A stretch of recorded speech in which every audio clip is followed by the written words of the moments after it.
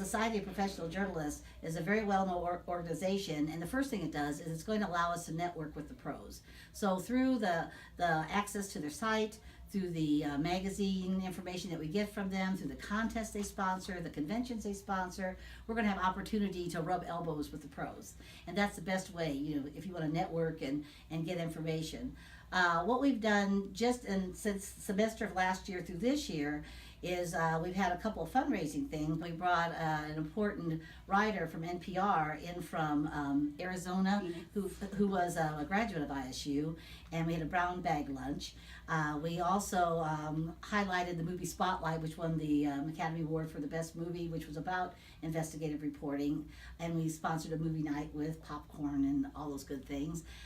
We've also have a field trip that's coming up after we get back next week, which will take us to the NPR PBS studios in Indianapolis, also take us to one of the major TV stations, and in the spring we're planning to follow up with magazine visits and also the newspaper visits. So we want to make sure that we get our students out and meeting professionals, trying to find internships, giving them all sorts of experiences to promote First Amendment issues. Yeah, as far as like the mission goes, we really want students to be thinking about the bigger issues of journalism, not just in class, but in their own lives and in their own education. So SPJ, in addition to trying to get them connected to people who are actually doing the job in the profession, we really want them to think about what kinds of journalists they want to be, in reinforcing. SPJ has a really well-known and respected code of ethics that we, enforce and gives a sort of guiding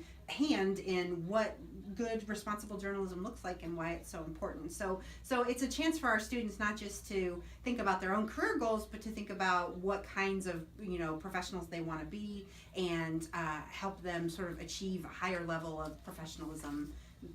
It's a way for them to connect with each other and to be able to talk about some of these bigger issues too.